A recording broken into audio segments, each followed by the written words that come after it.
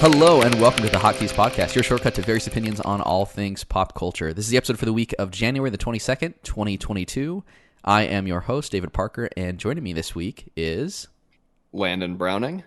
Wil Dobratz. And Wil Dobratz. Mick and Colby are skiing, I guess? Or snowboarding? So.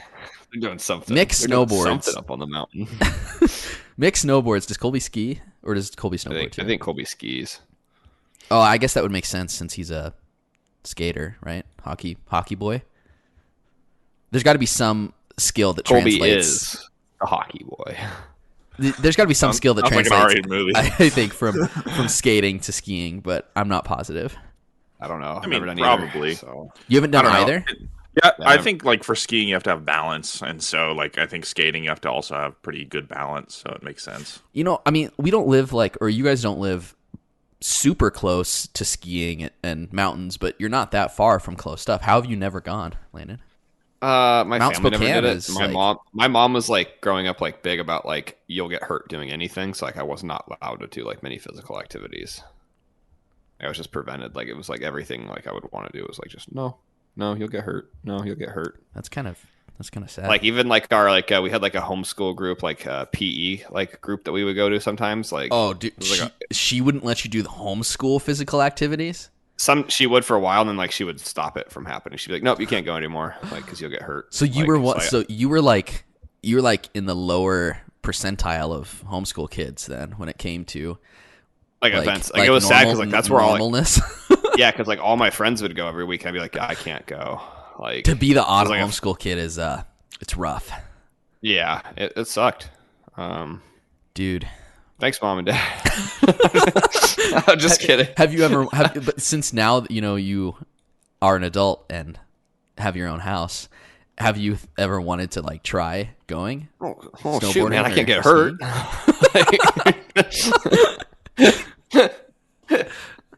I've thought about it. It's just one of those things like I don't know where to start. But I don't know. I don't want to splurge like a bunch of money to start on something that. Well, you can rent stuff. You rent stuff. You can? Okay. Yeah. I don't know. It's just like I'm the same with Lana, where it's like my family's never gone. I don't know where to start. You've never gone either? No, dude. Okay, you guys need to go together. Maybe next time Colby and Mick will invite you, and then you guys can like all go together, and then you can learn. Yay! Colby hadn't done it till this year. I think was the first year he'd gone. So yeah, that is true. It's never too late to start. I do need a good winter activity because I've started picking up golf a little bit. That's hard to do in Spokane in January. Yes, so I think like golf might be my summer sport. Summer activity. I've wanted to get into disc golf too in the summer because that sounds like an easy. Just don't get too into it because people that are too into disc golf, douchebags. Yeah, douchebags. Yeah. But skiing would be fun. I'd be down to try it. It's just would you be more inclined to try skiing or snowboarding? I don't know. I'm not sure. I honestly couldn't tell you which one I'd rather. Snowboarding, maybe. That sounds a little easier. Maybe I'm totally wrong though. I'm probably totally wrong. From my personal actually, or Will, do you have a preference? Like, would you rather ski or snowboard? Ski, I think snowboarding's I don't know. I don't like to tape both my feet together down to one thing. It's like if I ski, I feel like I'll have more control and it'll be easier to pick up. Maybe that's like a pretty bold assumption though, but I don't think so actually, because when I started snowboarding and I did that for a few years, and I like was okay. But it always felt like it was a constant struggle to feel like I could like get over this like certain skill hump basically. Yeah. And then I switched to skiing one year and it like all clicked for me. And so I don't know if it was just easier because I'd already snowboarded for seasons or if like just skiing is actually easier. But I found that I was able to have more fun skiing, even though as like a 10-year-old kid, I was looking at snowboarding thinking that was like the coolest thing. I was also 10, in 2002 when snowboarding was like at its peak and like its peak cool. I don't know if it's like as cool as it used to be, or if people, or if it has that same stigma that it used to. But not a lot of things have a stigma anymore. Like I didn't want to ski as a kid. I didn't want to ski as a kid because it didn't seem anywhere near as cool as snowboarding. Yeah, but a lot of hobbies don't really have a stigma anymore. Like it's more, and there are definitely still some hobbies that have stigmas, but like I feel like over the years it's been like there's been more acceptance of like you don't have to be a punk to like skateboarding, you know, like that kind of thing, and like those kind of barriers are breaking down, which is good. I've actually wanted to know how to skateboard. I've always thought that too hard. I always thought that would be really cool, but it looks so hard. It looks so hard. Yeah, it's it. I remember, I think Oliver broke his leg skateboarding. I'm pretty sure. It was like, he broke his ankle one wheeling too, didn't he?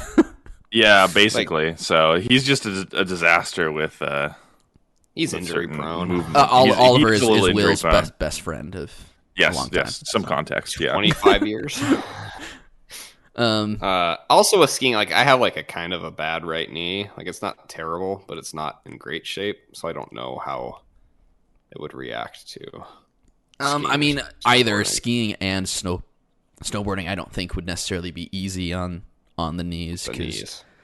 I would maybe guess it would be better though for snowboarding because like both of your legs are lashed together, so there's more support with a knee. Yeah. Where with skiing, it's independent from the other, so I feel like it's easier to injure just one knee by itself instead of blowing both out. Yeah, but skis are lighter than a snowboard, so they're easier to control. You can then now you're able to use your ankles more for stuff when you're skiing, and you have the sticks, the hand sticks, so extra control there. The sticks. Yes. But going back to skateboarding, like, did you guys play the Tony Hawk games growing up? No. Oh man, I played 3 and 4 on the PS2, and I loved those games growing up. Those were so much fun. I would like turn on the basically like all the cheats, so you like had so much air and you could just do crazy tricks and stuff. I think that's the most fun way to play, probably. It was a lot of fun. Like I never really played those games like the way, like the real way, where you play a level and try to get a certain amount of points. It was kind of just like a cathartic sort of like sandbox kind of game. But I loved playing those as a kid. Those were a lot of fun. I want the HD games to come out of 3 and 4 because those are the ones I played. I would probably pick those up really quick. So, who publishes them again? The publisher for that is Activision. Who? Oh boy! What happened with Activision, Will? I feel like you deserve this. Yeah. So. Activision just got like big money bought out. Microsoft, we learned, was it like 2 days ago? Yeah. Microsoft just acquired Activision Blizzard for $68.7 billion. Yeah. So much money. That is so much money. That was some news to wake up to. Like I saw my phone and I shot up. I was like, whoa. It's crazy because Activision Blizzard, for those that don't know, is a company that has been plagued by a lot of workplace allegations recently of like sexual misconduct, as well as the CEO has had a lot of sexual misconduct allegations too. I think he threatened to kill somebody too. Yeah, I think he did that too. He apologized though, so it's okay. What better way to reward him than the company? Now, for additional context for people who aren't aware, Activision Blizzard is a publisher and developer of video games like Call of Duty and World of Warcraft. Those are probably their 2 biggest games, but they have a lot of big franchises. You know, like Tony Hawk. That's one that like lay dormant for a long time. But for context, Marvel and Star Wars both were their own separate purchases in 2012, right? 2009 or whatever. Yeah. Those were $4 billion a piece. This is a video game company that was sold for almost $70 billion. I think a lot of normal people forget how much money video games make and how much they can make. Especially when you have like Candy Crush. Yeah, Candy Crush. I forgot about that. A huge part of Activision Blizzard. Yes, King like, is owned by Activision. Video games aren't like your kids. They're not a joke. Yeah, they're not a joke. They're not your kid's toy anymore. Like they are a humongous business. Though this was the biggest developer acquisition that was a third party. So that's one thing that was crazy in a sense, is it was not a small third party company that was bought up by, Sony or Nintendo or Microsoft.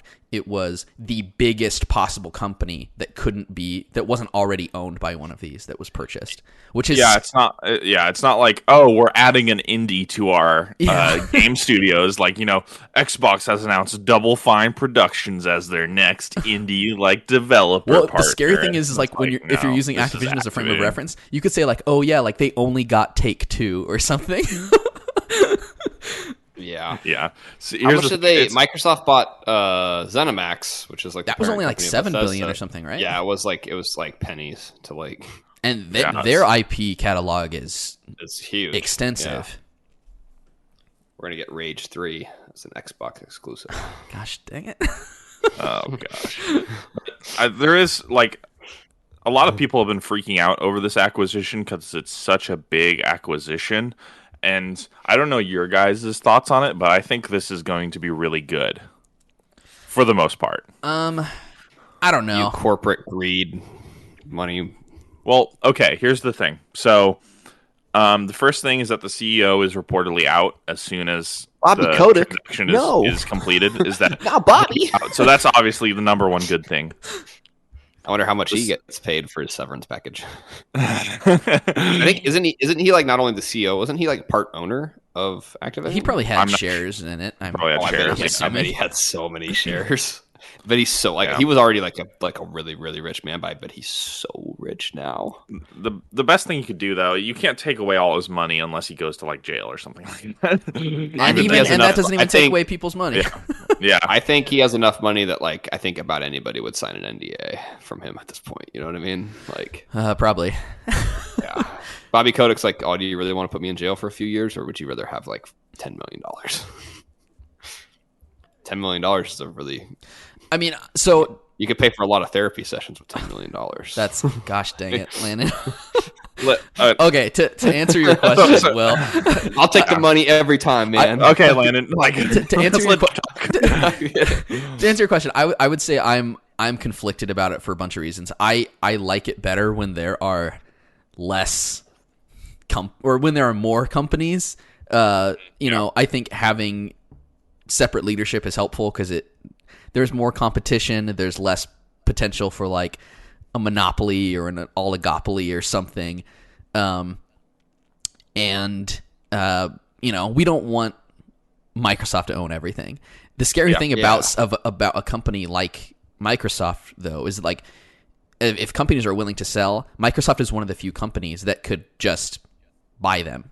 Not a lot of companies can do that. That's what's scary. That's what's scary about this Activision, Blizzard, purchase is that out of the other video game companies, the others could not have done that, or not feasibly. Microsoft, assuming they paid cash. I would assume they're paying cash for this, right? Like it's probably like was a cash deal. Maybe. I mean, Microsoft is a $1 trillion, multi-trillion-dollar company. So yeah. Like if Sony were to do something like this, it would be more like Sony has merged with Activision. Like if it would be Sony, Activision, Blizzard. Yeah, we have a merger instead of like it's just like we own them now. We just bought them, which is crazy. Yeah, it still blows my mind. But I agree with you, Dave, on that. That's why I said for the most part, is that the only this is the only big negative for me is that we're going to be entering a time where I think more companies are going to try to buy other companies to get exclusives. I think Sony's going to have to, or Sony's going to feel pressure, not necessarily like they have to get more exclusives on their platform. I guess so. The way I see it is Microsoft kind of catching up to Sony. I think if Sony wants to stay ahead, they will need to do that. Microsoft games, though, I mean, like in the past, when I think of Microsoft as like a developer, I think of things like RTS games. Like I like those type of Microsoft games, and I like some of the things Microsoft has done with their PC games in particular. Xbox, I have little experience with since I have never owned one. I've played them, of course, at like friends' houses and stuff, but I've never been big into any Xbox franchise. So like God of War or not God of War, Gears of War, Forza, Halo. A lot of those I've never been huge on, though I've enjoyed certain games from time to time. So I think, considering Microsoft's history with at least releasing quality games versus kind of like maybe some of the recent issues with Activision Blizzard games, some of that makes me like a little okay, I guess. Like I've historically played a lot of WoW, and you support bad companies. I haven't played it in I think 2 years. But you have your 2-year chip. Yeah. I get my chip every once in a while, and then I regress back into playing for a couple months. But that game like struggles from time to time from being good. Right now, it's in like a bad dip. So I don't know if maybe this is something that can maybe bolster some good creative input or something, or like making it better. Microsoft will add some NFTs product to the game you can buy. I mean, you see interesting stuff though about like big companies buying smaller companies. Like sometimes good things come out of it. You get good Marvel movies, but sometimes you get bad Star Wars movies. And sometimes like and this is adding kind of like if we look at Microsoft's acquisition of Rare, right? Rare was a really big name back in the day, early 90s 2000s, late 90s. Yeah, really big name. Banjo-Kazooie, Conker's Bad Fur Day, 007. Yeah, 007. Like they had like hit after Perfect hit Dark after hit. And what has Xbox done with the Rare franchise besides release a collection of all of them? Sea of Thieves, right? Sea of Thieves, and but that's that not one even Banjo-Kazooie game they came out with in like 2007 or something. That's it. That's all they've done, and they've effectively like they're sitting on this like franchise they don't know what to do with. They're sitting on these developers that they don't know what to do with that have a really talented history. Well, they took the team that made. I think this is correct. I think they took the team that made Crash Bandicoot 4, and they just rolled them in to help like with support staff on like Call of Duty, like Warzone or something. Are you serious? I'm pretty sure. Yeah, that's frustrating. Activision did. Yeah, like they took the team. Yeah, I think Well, I'm hopefully sure that'll change with Microsoft, but probably not. Like, going back to like Crash Band, like Microsoft now owns Call of Duty, Crash Bandicoot, Diablo, Guitar Hero, Hearthstone, Heroes of the Storm, Overwatch. Oh man, like they own like Spyro. They own Spyro too.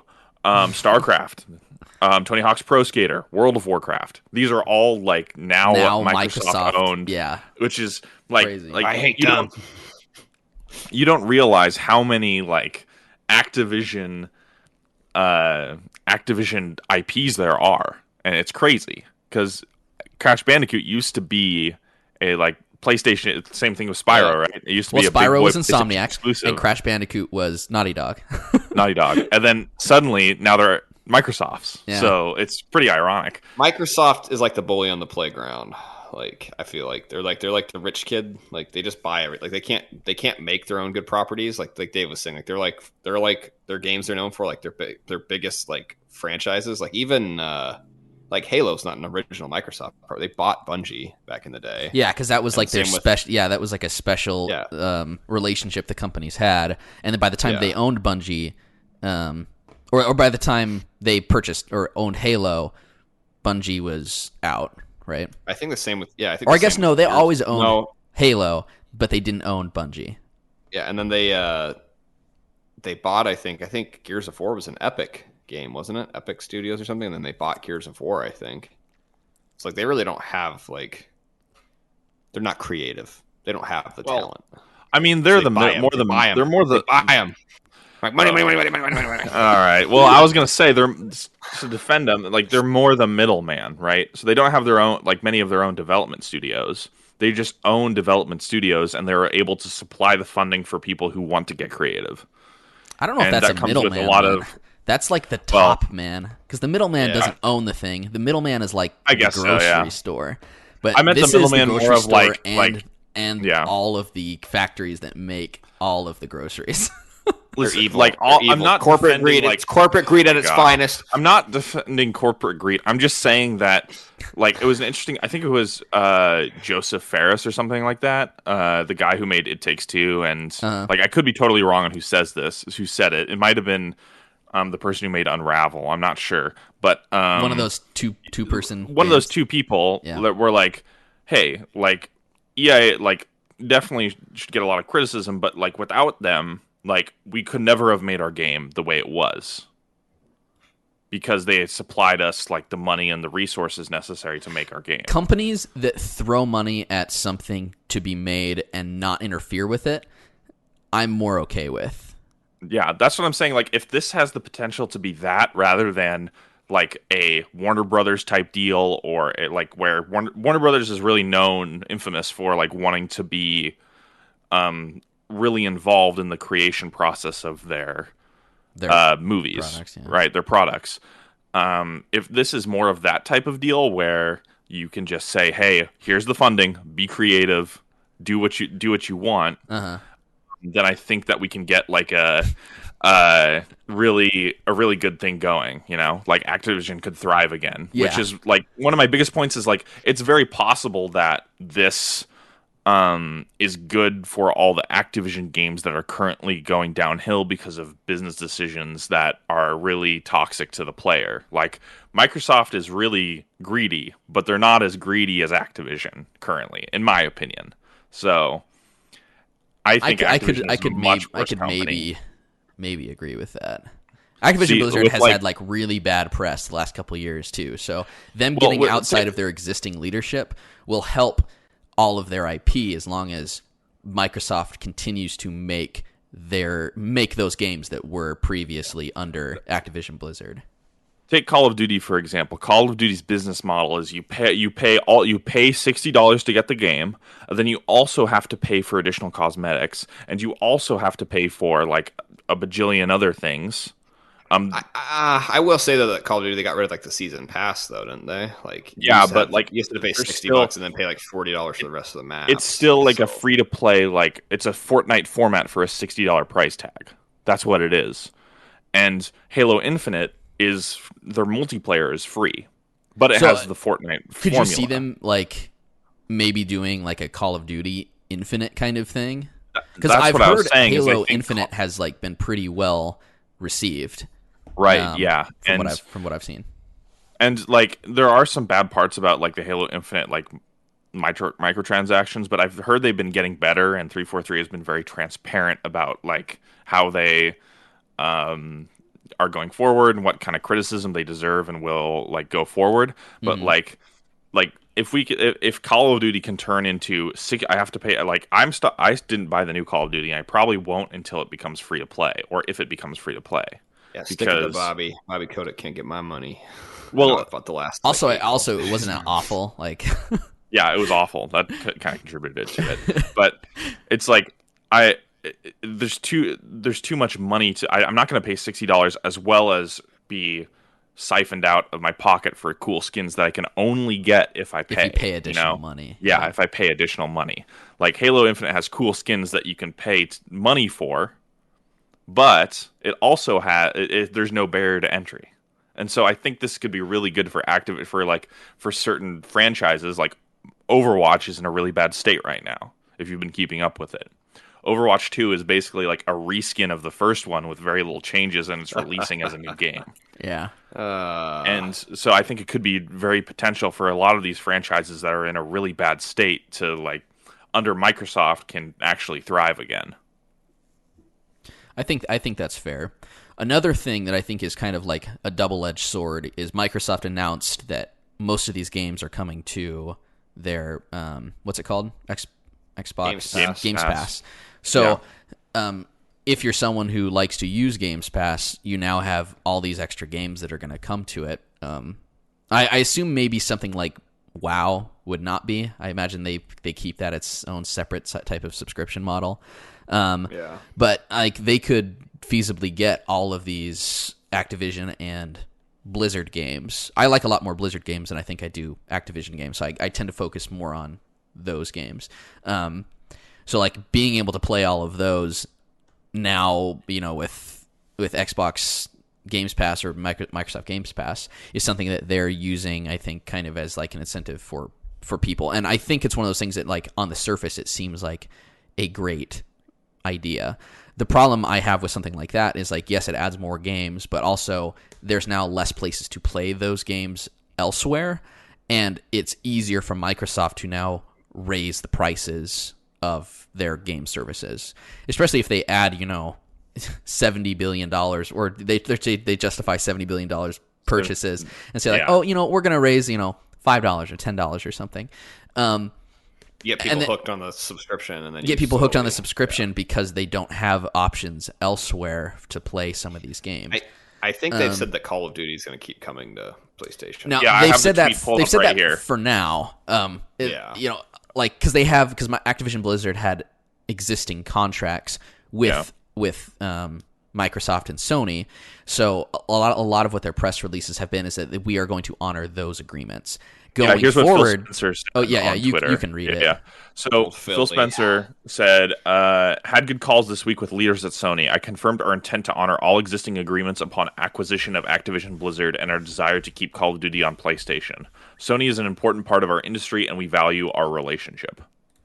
2 weeks. A lot of PR talk. Spot Sony. Do you think that could happen? Microsoft, Sony. I don't know. No. Yeah. So Sony is a Japanese company. Yeah, and I feel like they wouldn't let these American. It's much less likely that they. Phil Spencer shows up to the meeting with his cowboy boots and his 10-gallon. Howdy, y'all! I'd like to acquire your company. No, Bill Gates shows up for that one. Oh yeah, Bill Gates is like, because Sony's way more than just PlayStation. Yeah. They have movie studios and television. Probably their most. I think isn't PlayStation probably their most profitable brand at this point? I think it's probably not. They have electronics and other things. It's probably hardware that is not video games. That is their most profitable brand. Okay. That would be my guess. I'm guessing they actually don't make a ton of money on like they make money, but I don't think they make a ton of money on PlayStation. Their movie studio probably is closer to the bottom. I'm gonna guess movies. Okay.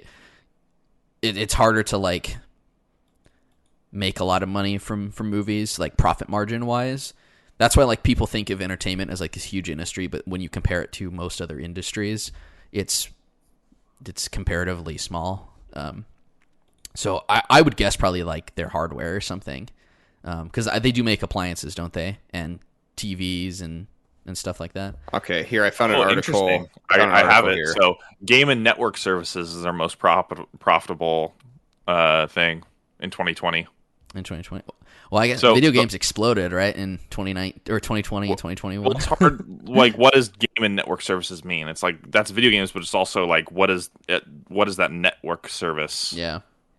Like, I don't know what exactly it all includes that thing. So I'm guessing it's most profitable because of subscription services, and like I'm guessing PlayStation Plus makes them a lot of money.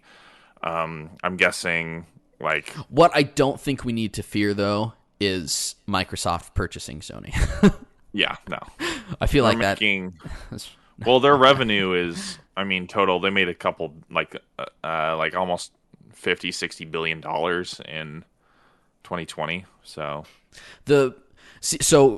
talking about like the game subscription service, I think as a consumer, as long as they don't raise the prices too much, that would be something that is a boon from this purchase. It gets to the point though where like it really starts to limit the amount of companies where we have access to get games. Like right now, it hopefully won't, but it could get to the point where we have, Sony, Microsoft, and Nintendo, and then like nobody else. That's all we have, because they're gobbling up third parties that are willing to sell. Yeah. I got a complete breakdown of like the percentages of their profits for like 2020. All right, hit it with our business section of the podcast. Business section. So in 2020, games and network services accounted for 29.5% of their profits. Music was 10.4%. Pictures was 8.4%. Electronics products and solutions was 21.3%. Imaging and sensing solutions 11%. Financial services 18.5%. All other 2.5%. Then it says corporate and elimination -2%. I don't know. So other than the other, movies was at the bottom, right? It was like 8%. Like even music and business. The weird thing is in 2019, the electronics products and solutions was only 4% of their profit. And then it jumped to 21%. So I don't know if they're counting. I wonder if PS5 is counted in like the actual console. I wonder if that's considered electronic products and solutions. I'm sure they move things around under certain houses to like maximize profits. So and we'll probably never know. Yeah, this seems like a massive jump. You know what I mean? 17% 1 year. So I wonder if they counted like hardware sales under like outside of. I don't know. I'll give what's his name? I'll give Jim Ryan a call here and ask him. Company stuff. I find that like companies and ownership actually really interesting, and one of these days I'll share it on the podcast. But I started working on a quiz, like a company quiz about who owns what. And it got to the point where like it was just I wasn't even making a quiz. I was making an extensive spreadsheet. So like I would have to like reformat everything and actually make questions because it got to the point where like I was trying to find every single like Fortune 500 company and then putting what they own, and like I have like the columns for like different types of industries and stuff. So one of these days I'll make a quiz, or I'll finalize a quiz. How are you so good at like doing this data stuff yet don't have a job in that? Because I don't want a job.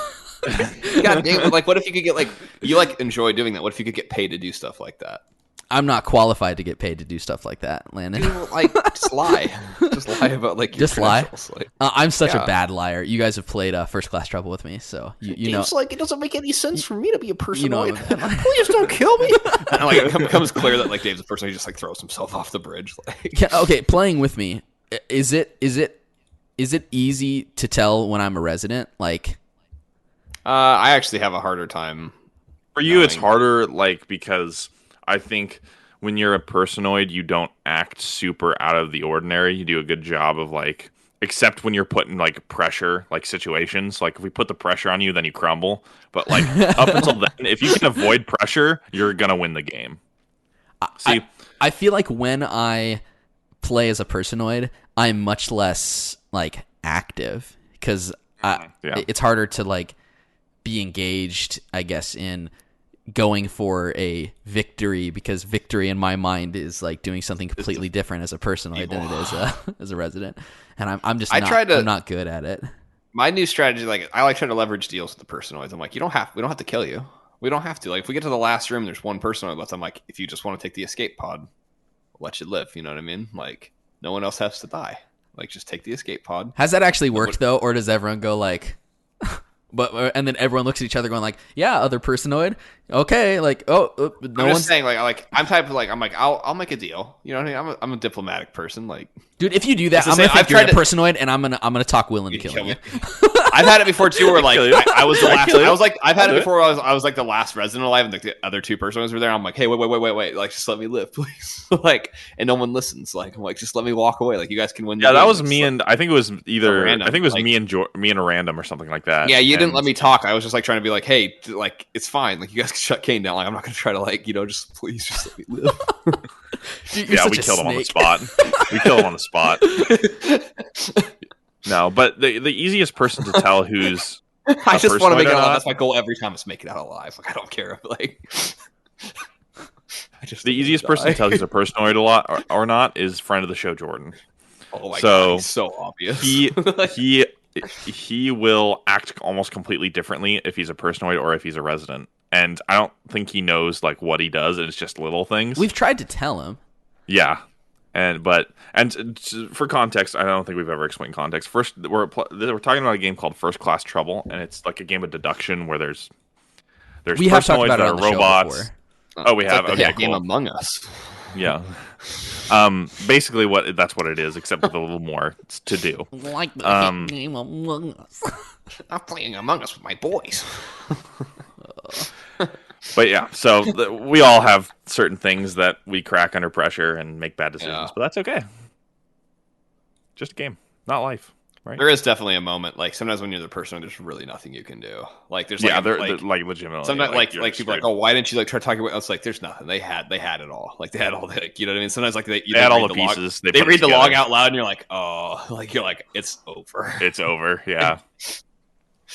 Like I'm not a great liar, but like I cannot come with a lie like on the spot, like really quickly. Like, well, it'd have to be like a perfect lie because it has to be something that like you're going off of information that enough people know, but that aren't for sure about. So that then you can basically plant that seed into someone to think that this other person is definitely a personoid. And I'm not. I'm not that. I would have to like really know what to say before I'm even walking across that bridge to grab that log. Yeah. Gosh. Do you think... Okay, so to go back to the Activision thing, do you think, like, Sony or Nintendo are going to beef up, like, a subscription model? Like, there's PlayStation Now, which has kind of not done great, and actually, I've read that they're moving on from that. I don't know if that's true. I've heard they're working on another, like, a more direct competitor for Games Pass. Okay. They like the rumor is that they're gonna have something to compete, but against them by like the end of either this year or next year. Is that what they're hoping? Like that's what like I've heard, but this is all off a Reddit subreddit called Gaming Leaks and Rumors. So who knows if that's true. Gosh. You heard it here third, folks. But I don't think Nintendo. This doesn't put pressure on Nintendo at all. I don't think Nintendo's like almost like the redheaded stepchild of like Sony. Like Sony and Xbox can almost do anything they want, and Nintendo can never be affected. Like Sony and Microsoft are more direct competitors. Nintendo is a weird kind of like step. It's because Nintendo's fans are like or something. Like they're just like, oh, here's this crappy Pokemon game. I guess we'll just buy it. Like it's kind of weird, honestly. Like how much quality doesn't affect Nintendo. Like their IPs are just their IPs. Like their fans are crazy, and I am a Nintendo fan. I can say this, you know. Yeah. Nintendo's like, oh, we need some more money. Let's just release Skyward Sword again for more money than it cost when it came out. Like, people will buy it. Like, just like, oh my god, Skyward Sword. When you account for inflation, though, it's like $3 off, Landon. So they're like, here's another Mario Kart game. We know it's exactly the same as the last Mario Kart game. Like, whoa! To be fair, some Mario Karts are very different from each other. I will stand by it. Tell me you've never played Mario Kart without like. Are you a Double Dash? Are you like a Double Dash? I'm a Double Dash fan. I'm a huge Double Dash fan. Double Dash is one of the most fun. I think the one on the Wii is the only one I really like care for. That's the only one I've put a lot of time into. That and the DS one. But... I really liked the N64 one. Yeah, I played that. Like Mario Kart. The best part about Mario Karts is like the different courses. Like, and that's the big draw of like buying a new one is you get 16 new courses and then 16 more like remastered courses too. But like they couldn't even make like the Wii U, like they didn't even make a new Mario Kart for like the Switch. They just took the one from the Wii U and put it on the Switch. Well, like they didn't need to because it's like nobody bought it. I know, but like that's like just like why couldn't they just make another Mario Kart game? Like you can't tell me that a Mario Kart game takes that much time to make. Like it probably doesn't, but what I'm saying is like all you like if you have success like bringing something over, it's like that's the easy move. You just bring it over. Did they ever laugh at their officers on our fan base? They're just a bunch of morons. well, like not a lot of people had a Wii U. Like think about how many people had a Wii U. Like what was it in the end? Like 15 million people bought Wii U's? I don't even think that many. I don't even think that many. It might have been 10 million. Oh gosh. Here, let me consult. The Switch is closing in on 100 million. It's like one of the best. It's the best-selling console every week.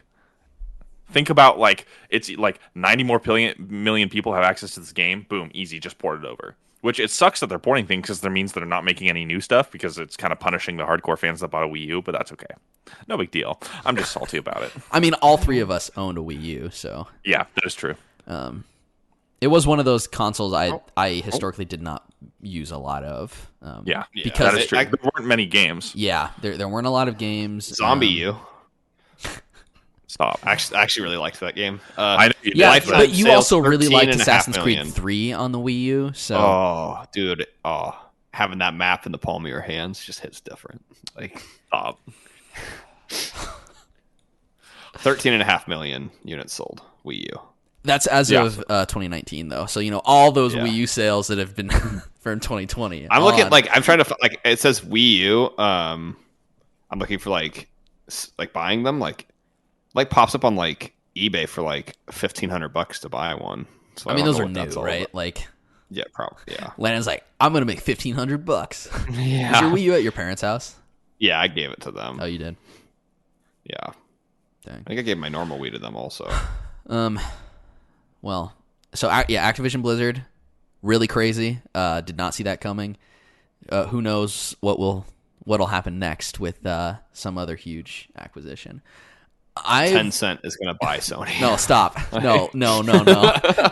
And then I'll probably just burn my PlayStation. Dude, gosh. I'm like, yeah. Okay.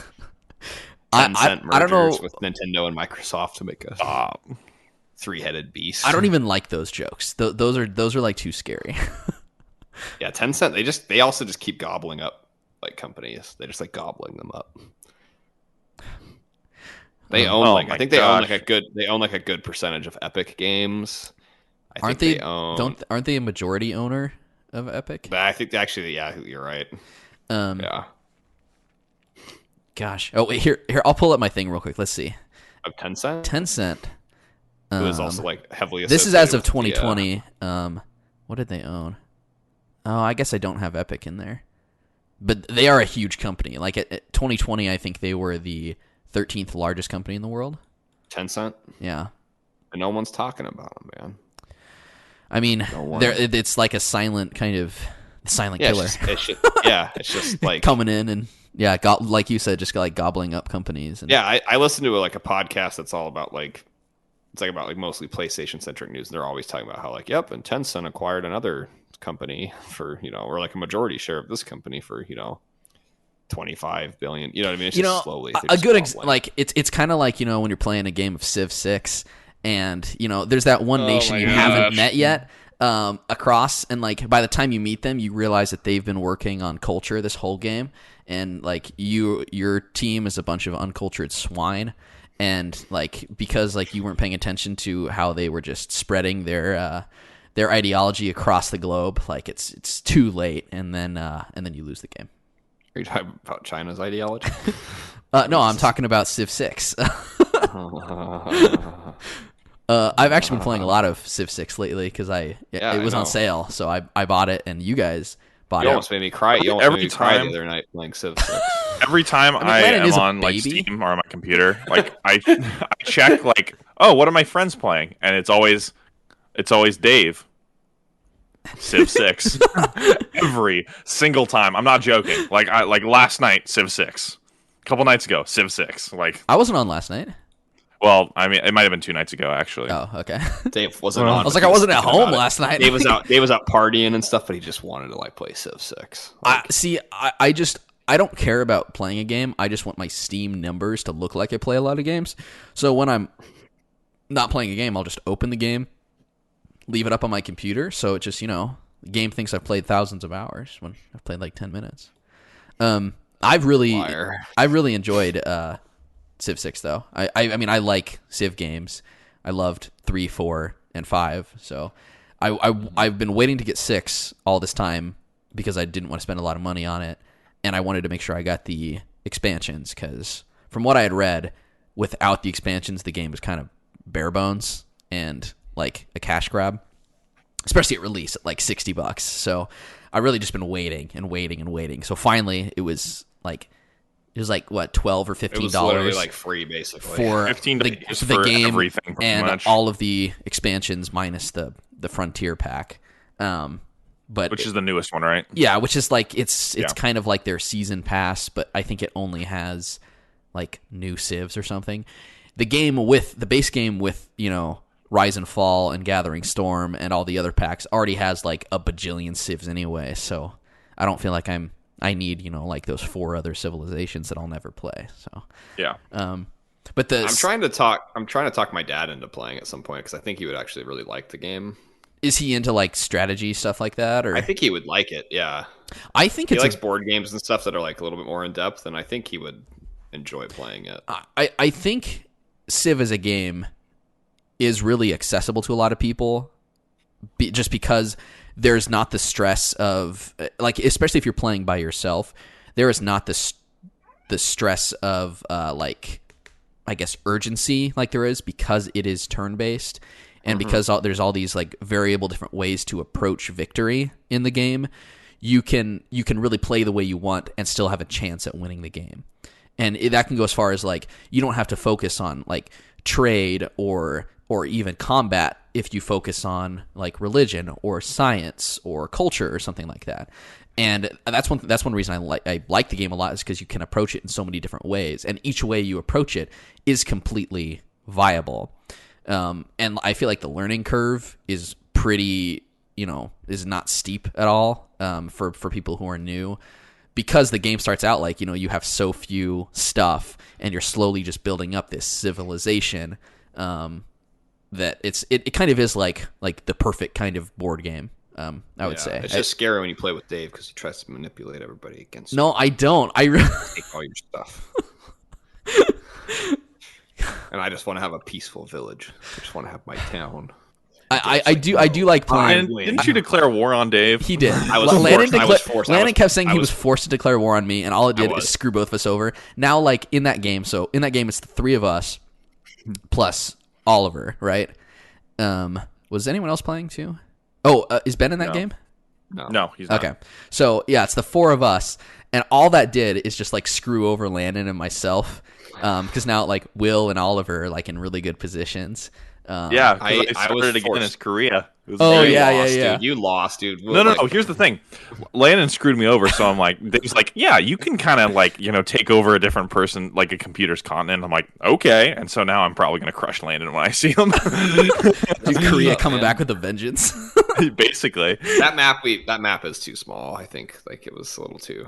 It wasn't the size of the map. It was just the starting positions. Yeah. Was unfortunate. So what we played, it's real Earth true location. So it's like you can circumnavigate the map. It just looks like the real Earth, and there's only 4 of us playing. And so we chose random leaders, and I thought that the game would be smart enough to like somewhat distribute the teams a little bit. We get these random teams. Oliver starts as the Maori, who, if you don't know, are, you know, like indigenous New Zealanders. So that team actually doesn't even start on land. I think it starts you in the water, and then you have to go and find a place to colonize or to make your civilization. Landon starts as the Dutch. I start as the Romans, and Will starts as the Macedonians, who, if you don't know who the Macedonians are, they were just like Alexander the Great, who was basically ancient Greeks, just north of Greece. Yeah. So it starts all 3 of us like within this triangle of basically like 3 or 4 hexes of each other. So on the first turn, like before Will and I do anything, we see each other. On the second turn, I see Landon, and Will sees Landon. And so at that point, like the 3 of us are like not. It didn't even spread us out in Europe. It like started us all right next to each other in Europe, and then Oliver's over like by himself on the other half of the world. Like he has the entire world to conquer, and the 3 of us only can go in like a very limited like direction without having to fight each other. And so Landon decides to I just want another city, man. And then bad things happen, man. So I say we need to plan this out. Like we can do well, but we have to work together. Like Civ is a game where you do not have to fight each other. Civ is a game where like you can easily work with other teams, and you can make alliances, and you can actually benefit from those alliances, like in-game alliances where you get in-game benefits. And so I was trying to say, like, we can approach this in a way where all of us, like, we can do our own thing, we can do well, we don't have to fight each other. Landon, without like consulting anyone, builds a city so close to Will's one city that Will loses his city due to like loyalty. It just goes crazy. It becomes a free city. because it was so early in the game, Wil had not built another city yet, so he lost. And this is Civ, where like you can play like up to like 400 or 500 turns. It's turn 26, and Wil is out of the game. Also, for note, early game, the turns go really quick. So 26 turns in the beginning of the game. It might have been 1 hour of game time, I'm pretty sure. Less than that, maybe 45 minutes it was of game less time. than an hour. Less than an hour of game time for a game of Civ that can last like to a screw me hours. over. Then Dave screwed me over. No, shut up. So like, okay, Wil is out. We quit the game. We start a new game. Later, like another day, we're like, oh, we can go back to this game, and we're gonna put Wil as one of the CPU players because there was also Korea and Canada. Both of them were CPUs. So we figure out how to assign Wil to Korea. So Wil gets to play again. We get to play in our same game. Landon still gets to be the Netherlands. I still get to be Rome. So, we're going along. We're working at it. Landon starts freaking out because he starts losing loyalty in a city. No, he hasn't even lost the city yet. And instead it was over. It was over. I was going to lose it. Instead of guaranteed. Working within the confines of the game in a way that like can benefit both of us, Landon declares war on me. We're like right next to each other. I did what I had to. We're right next to each other. We're also both fighting off barbarians at the same time. So like we already have our struggles, and now Landon and I are forced to fight each other. So like I end up taking his city, and no, it went into unrest. It went into unrest. Then I took the city, and then like 10 turns later, Landon sues for peace. So it was a moment of desperation. The people were at my throat. They wanted answers. I did what I had. I did what any good king would do. So now Landon is stuck with one city, like almost surrounded by all of mine, when like we could have worked amicably toward. I found. So here's the thing: during these troubled times, if you're familiar with like the bicycle meme, where like the kid sticks the stick in his own bicycle and falls over, that's Landon in Civilization 6. As I crawled from the river onto the beaches, defeated by war, I saw a light shine down from above, and an angel presented himself. It was the Prophet Muhammad, right? Because didn't you found Muhammad Islam? Found me, and I don't think I would have found this or been shown. I should have been. I was shown the truth, and you can't be shown the truth without being going through your darkest valley. And at that moment, I realized the error of my ways, and that the world is not about riches and glory. It's about spreading the good word. Okay, so I wanted to like crush Landon so bad, and I could have taken his last remaining city, but like for the sake of the game, I wanted Landon to be in there because like it's more fun with other people, and even if you have one city, Civ is a great game where you can build up one city, and sometimes having that one city is better than having 5. This isn't my city. It's God's city. Okay. Oh my gosh, dude. So like and if like realistically, if we knock Landon out of the game, which hopefully we can do, if I had knocked Landon out of the game at that point, I don't see that like you, Oliver, and I are necessarily going to continue playing that game because we already had a game that the three of us started previously. In Civ 5. No, in Civ 6 we have one. Oh, that's true. Yeah. So I forgot about that one too. The game's not about. Oh yeah, because I'm Alexander, and then I got Alexander again. I was really upset. I don't want Alexander. Dude, Alexander's great though. But you wanted Wilhelmina, who was I did what want Landon Wilhelmina. got. Yeah. The Dutch leader. I just want to spread the good word. But so we've been playing some multiplayer Civ. I really love Civilization. I could talk about it for forever. But I've been playing single player too, and I've been playing like they have scenarios, like single player scenarios that only last. Most of them are 60 turns, and I've actually really enjoyed doing that because it really limits how long you can. Like what you can do with your nation, and you have specific type of objectives. One of the ones I told you guys about was there's one called Pirates, where I really want to try that. You start out, you have like an extra powerful ship, and you just go around. It's kind of like a mock Caribbean. It's like it's based off of the Caribbean, but it's not this same layout. and you go around and you are just a pirate. So like you can capture other people's ships and then they become part of your fleet. You can go to towns and you can send your crew to like the tavern where you can pick up additional crew and missions and stuff, or show you where there's like pirate treasure maps or where there's treasure fleets. You can raid those cities and get gold. You can go and bury your gold. You can fight other pirates. You can fight other ships. You can go and send crew to the land, and you can, do pirate stuff on the land too. But you're not building any bases or anything like that.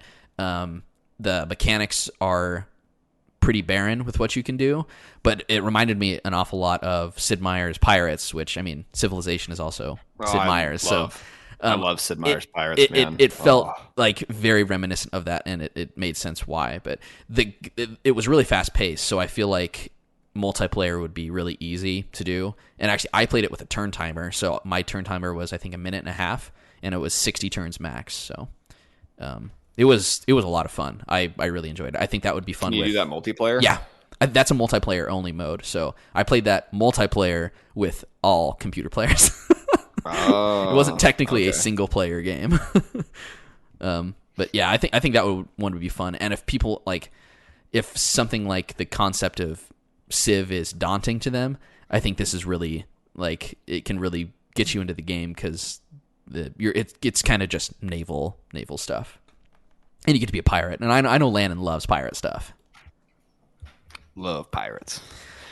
They're so cool. Any other games you guys been playing? I played 20 minutes of the Guardians of the Galaxy game past week. So you're gonna beat that in a year or two? I'll get through it, dude. You got to get through it, man. You just got to take a time to sit down. Instead of watching an hour and a half of TV at night or an hour of TV at night, you take an hour and you play Guardians of the Galaxy. Yeah. The problem is Landon likes TV more than he likes video games. Mm-hmm. Will likes video games way more than he likes TV.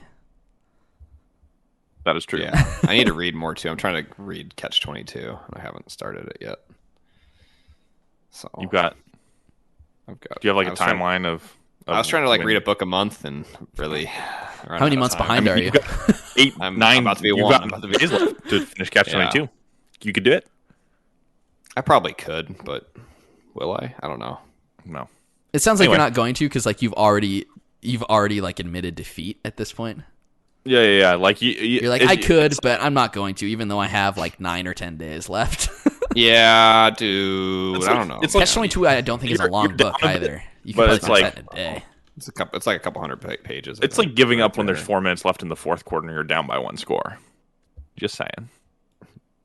We done boys. Okay, maybe down by 2 scores. But... How about them Cowboys? I walked into one of the parts houses. One of the guys that works at the counter is a big Cowboys fan. I walked in last week on a Tuesday. I looked at him. I'm like, how about them Cowboys? Did he cry?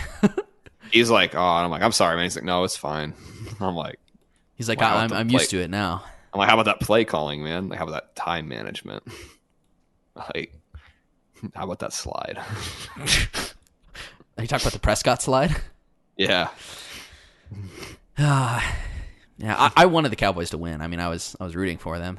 I think I had them going to the NFC Championship. So I knew the Niners had it in the bag. Dude, I hate the Niners. I kind of have this lingering feeling in the back of my head the Niners win today too. I don't know why. It was don't just say that. This deep-rooted hatred of the Packers. Yeah, I think it's possible the Niners win today. I also think it's possible the Bengals win today. Yeah. I think the Titans could easily, Derrick Henry's playing with metal in his foot, so I mean all he has to do is kick Joe Burrow, so they're out.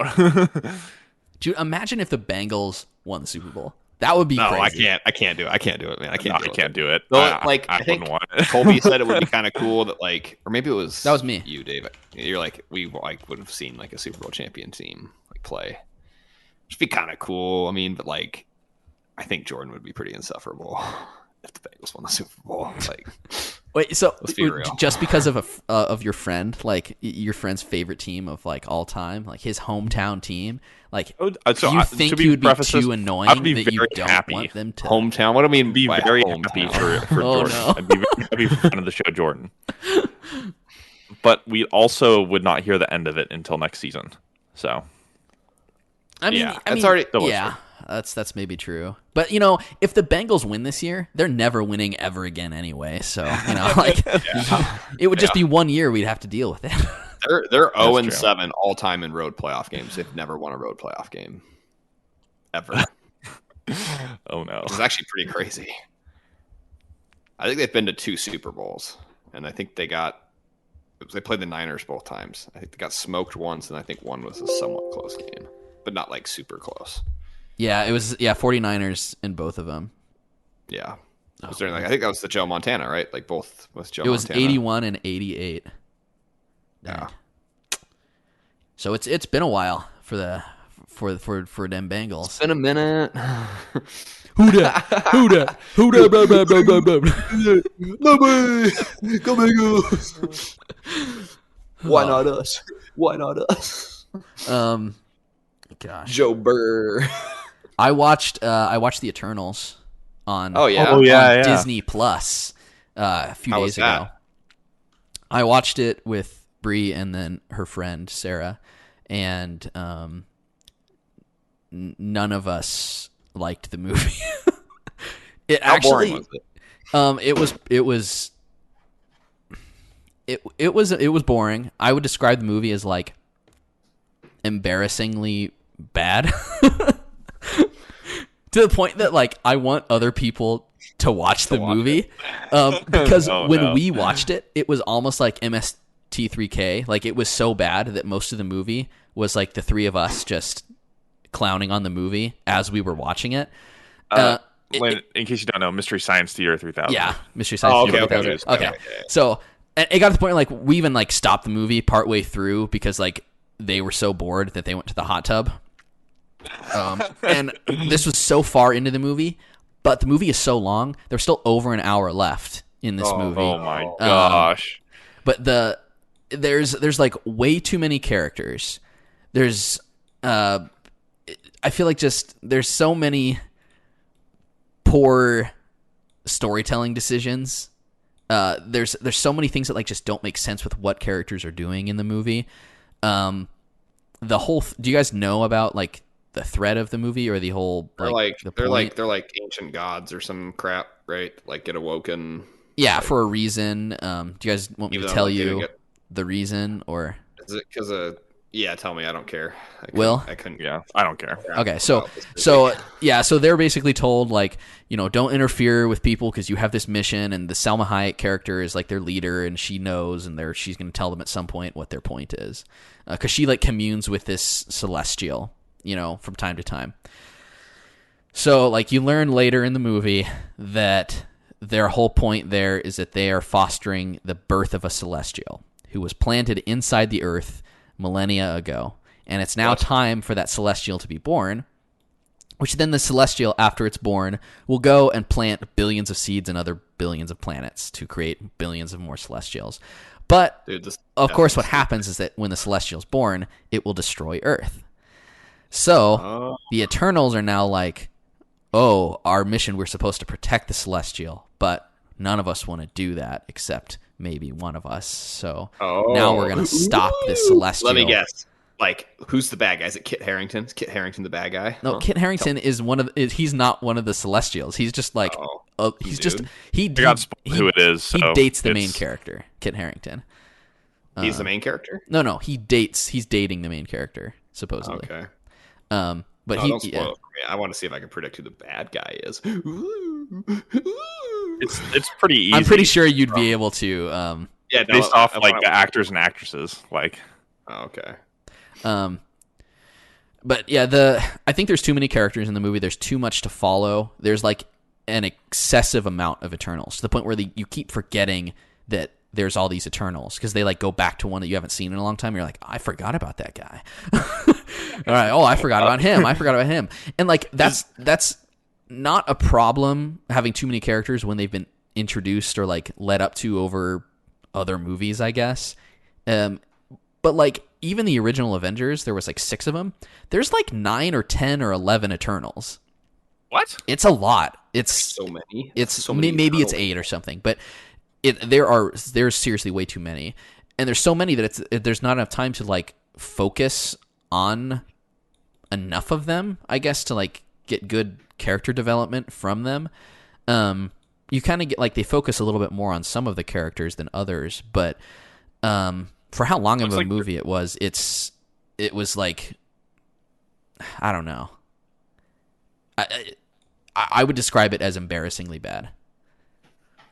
Looks like there's at least 10 Eternals. Now, what our listeners really want to know about is the much talked about, even though it's a lie, in the first sex scene in Marvel history happened in Iron Man 1 when Tony Stark rails that reporter lady. They claim that Marvel's Eternals has the first real Marvel sex scene in it. So how was it, Dave? Is it a decent scene? Which characters are involved? How would you rate? I mean, this is a PG-13 movie, so I mean, it's not, like some hard R. I don't know what Landon was hoping for. I was just told that there was a sex scene in it. I mean, I would say yes. It is like a PG-13 sex scene. So there is that. I mean, it comes out of nowhere and was like we were laughing during it. So it didn't have like maybe the sensual effect that they were wanting. That they were going for, but it was. Which characters is it? Is it Richard Madden's character? Or yes, whatever? And then the main character. The character's name is Cersei. I forgot the actress's name, but Cersei.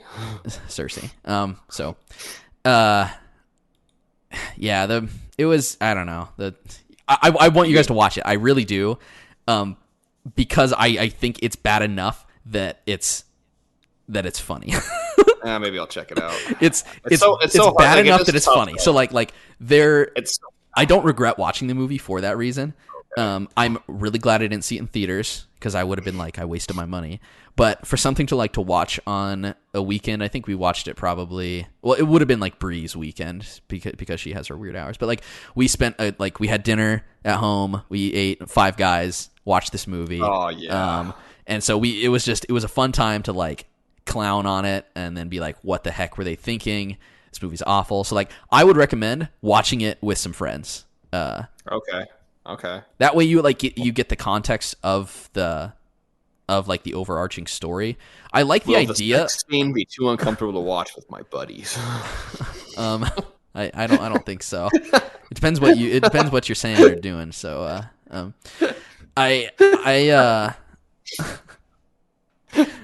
sorry. There were some scenes like there's a scene close to the very end that I thought was really cool.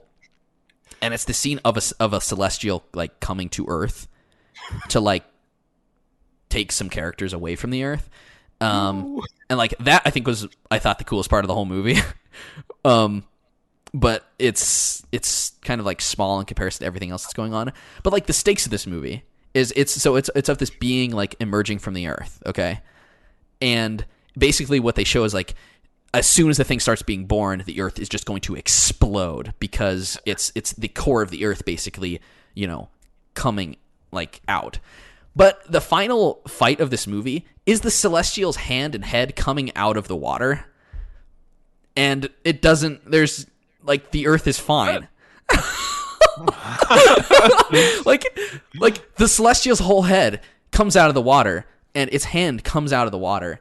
And they stop the monster, of course, or they stop the Celestial. It doesn't get born. They like kill it or freeze it or whatever. And now it's just there. I'm watching the movie going like, they probably could have just let the thing be born because, I feel like if the Earth has not been destroyed by the time that the finger like presses up against like the ocean floor, I'm pretty sure that the Earth is going to be fine because that means it already got to the crust of the Earth. And it's already almost like it's 99% of the way out. So like stuff like that, just like it made like the movie seem so like the whole point of like what the Eternals are trying to do and how they're working together. Decisions of like the bad Eternal makes throughout the movie, changes in that character's mind, how they resolve their story. It was so stupid. Yeah.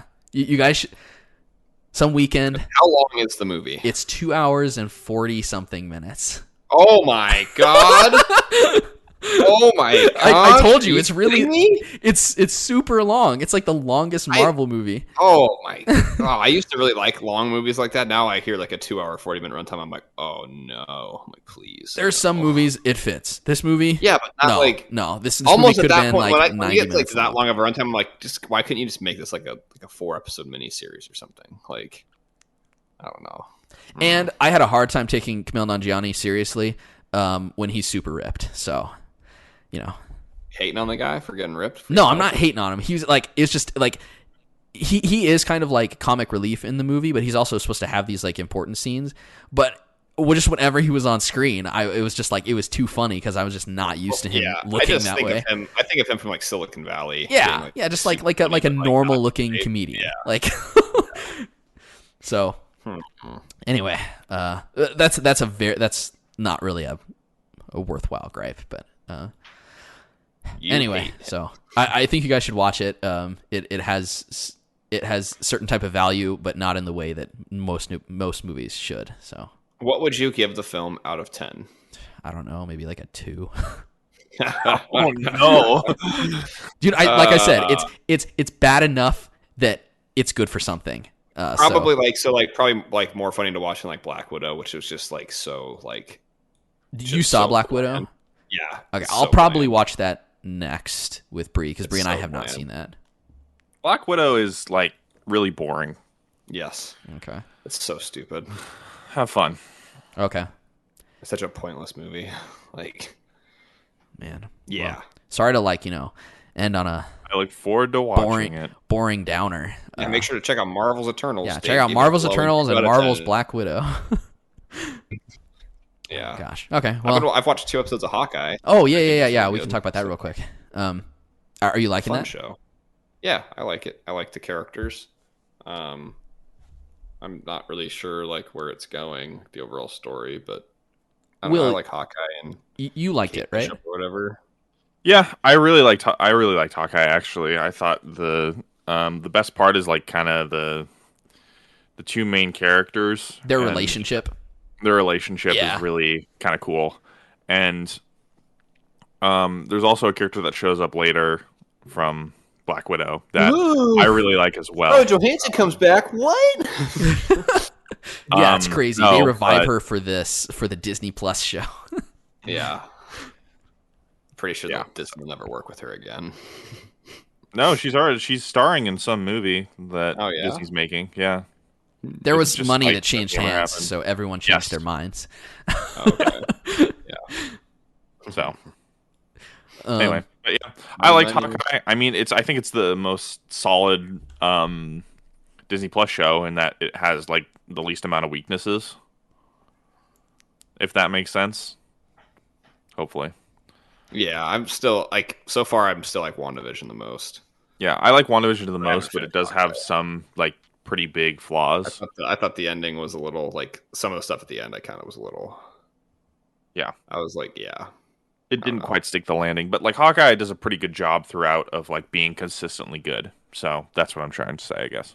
I think it was Mick too that described it as like fairly grounded in comparison to like comparing it to something like Loki, which is like crazy out of this world stuff, and Hawkeye is very like Earth. There's not really like a lot of superpowers, if any. Am I forgetting? Well, I'm like I don't want to spoil something for Land, but like there's no crazy like superpower thing that shows up in the show. It's all like it's fairly like, grounded. There's a lot of good archers and like good swordsmen, combat people. Artists. Yeah. Good martial artists. Did you basically. Landon in episode 2?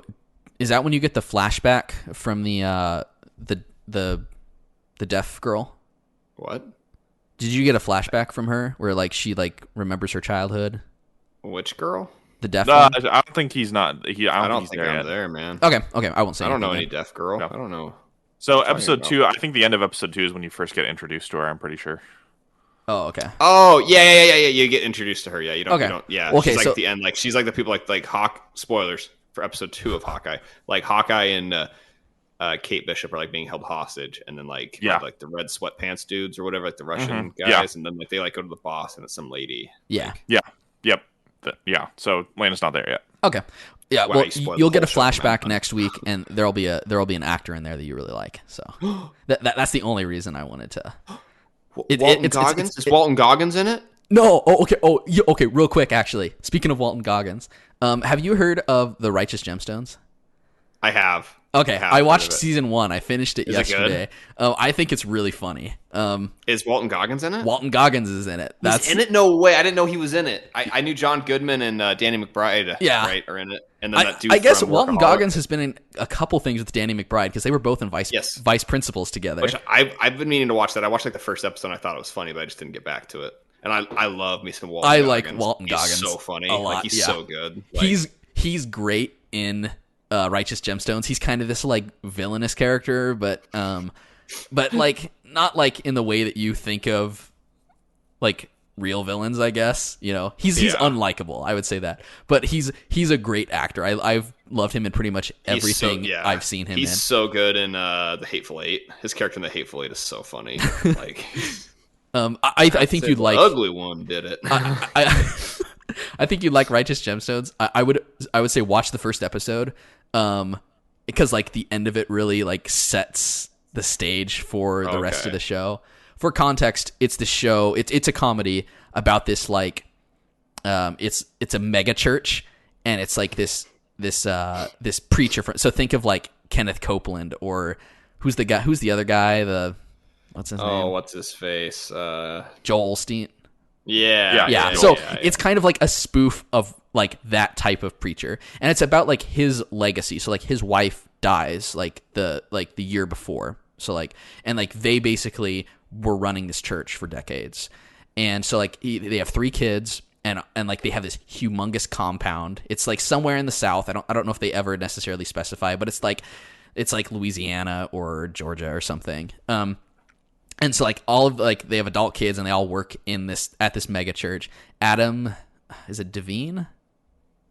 Yeah. Is one of the kids. Yeah. Danny McBride is one of the kids, and then it's this actress who is one of the daughters. But this I don't want to like say a lot about it because the first episode, like especially the end, sets the stage for what happens in this whole first season. But the first episode's like an hour long, and then each subsequent episode is like 30 minutes. So that's peak HBO. Like, yeah. comedy. So like, So I would check it out if any of this sounds interesting at all. Pretty funny. It's a funny comedy. But so speaking of Walton Goggins, but no, Walton Goggins I don't think shows up Sam in Hawkeye. Rockwell in it? Is it Sam Rockwell? No, just no guesses. It's just like a special treat. That's all. Just enjoy a special treat. Enjoy for it. Landon. A little tasty treat. Just a tasty Stop. treat. Okay. We're done. Okay. Well, on that note, I don't think there's anything else. So No. we are going to peace out. But next week we'll be back, or 2 weeks, or whenever we record again. Who knows? And We're inconsistent. yeah, we haven't been great with like when we're recording, but and maybe it'll be all of us. Maybe Mick and Colby will decide to show up. Who knows? We'll see. Maybe we'll write them out of the show, out of the Hot+keys. Tragic deaths. COVID casualties of production. Yeah. Just disagreements on Okay, creative differences. Thank you for listening. We'll be back sometime soon. Peace. See ya. Bye-bye. Bye. Tasty treat. Thank you for listening to this week's episode of the Hot+keys podcast. You can find us on iTunes, Google Play, Spotify, CastBox, YouTube, and other podcasting platforms. Visit our website, www.hotkeyspodcast.com. Follow us on Twitter at HotKeysPodcast and join our Facebook group at facebook.com/HKHotkeys. Please like and review us and subscribe to the show on whichever platforms you use. Finally, you can contact us via email at hosts@hotkeyspodcast.com.